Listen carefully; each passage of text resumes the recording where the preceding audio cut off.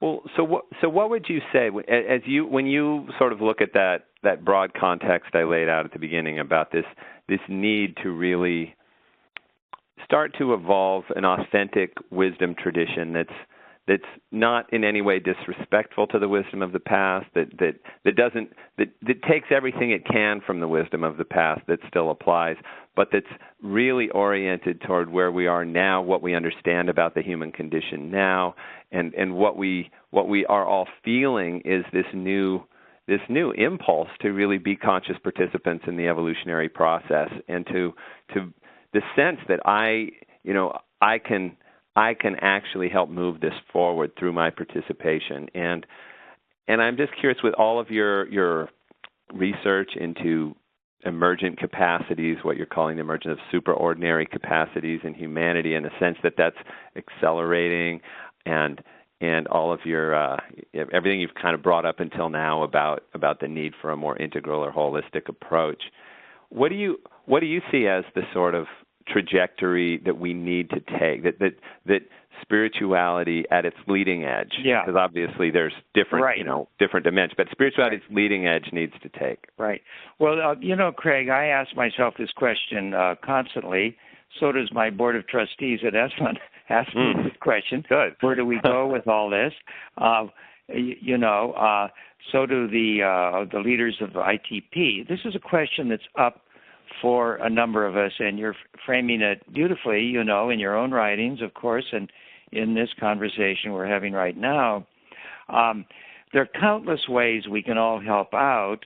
One way I frame a first answer to certainly to the Esalen board and to the ITP board is that there are four large tasks immediately ahead of us. First, to keep developing what we affectionately call the big vision. What is the whole metaphysical cosmology we need to develop? The overarching philosophy of it. It has to be big enough to embrace all of this. And Esalen's actually got a series of programs on the philosophy of the all, that we're working on. What's your sense of that? Can you give me a elevator version of it? Conversation, Craig. I mean, there's so many people coming in at different angles right now. This is hot. Yeah. Because there are a number of people asking this question, as you have, proposing we're in a new axial age. Obviously, there are certain things that this must be rooted in the ever-developing, rapidly developing story of evolution. We sit in the middle of one of the greatest revelations. It's certainly up there with any great moment in world history, but this is the moment of all moments. This is a moment of kairos in the Greek sense, in which, the ordinary time is giving way to this grand disclosure. We're learning about the story of evolution, not just the evolution of star systems or of species on Earth, but the evolution of human consciousness and human culture, and then those attempts to put it all together. People like Teilhard de Chardin, Aurobindo, Whitehead, and learn more about that story.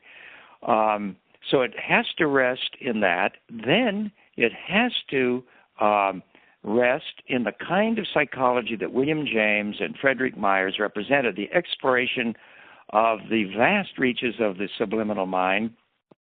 And what I've tried to show that every human attribute which has arisen out of our animal ancestors gives rise to a tremendous array of supernormal expressions. That's what Future of the Body is about, giving some order to this and showing that the thousands of siddhis, supernormal powers, the charisms of the Catholic Church, in every tradition, all of them can be seen in the light of a developmental sequence. So the vision side must be big enough to accommodate all this.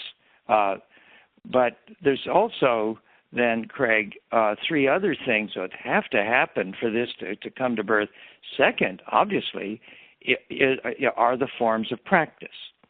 Now, the integral idea has emerged very strongly, I would say, since the early 90s, and has been furthered certainly by my work, by Ken Wilber and George Leonard and I, and many people now are really seeing that you've got to put this stuff together in a way that brings our complexity into a new coherence, and particularly with what's emergent in us, what's going beyond our ordinary functioning, and we've got to break out beyond the traditions. The traditions, and you said it beautifully earlier in this conversation, emerged before we even knew about evolution in the cosmic contemporary sense. And therefore, even their greatest disclosures, and the greatest disclosures we have about our spiritual depths, have come out of these traditions. You can't get past Atman and Brahman. I mean, you find that in the Upanishads. That's been instantiated among enough opinion elites in the world for 2,500 years. The Buddhists gave new articulations to this, had their own slants. Then Buddhism itself fragmented into hundreds of schools. So the vast diamond with its countless aspects of that revelation has been disclosed to the human race and so forth. Okay, but that was not framed in terms of a cosmos that was evolving, and so practices have to break out and, like vision, be big enough and elastic enough and open enough to accommodate this huge daimon that drives us, this great dimension of the human spirit. And then third, I just got to say, Craig, here, I think we must accompany this by a rich embrace of research. We keep research programs asking, how are we doing? How's this going? Is it working or not working? And then fourthly, again, we have to build and experiment with and develop institutional and community support for this that, again, is elastic enough and smart enough so that we can encourage one another without thwarting one another. So that was great. Whenever you and I get together, we start to, pretty soon we should just start singing.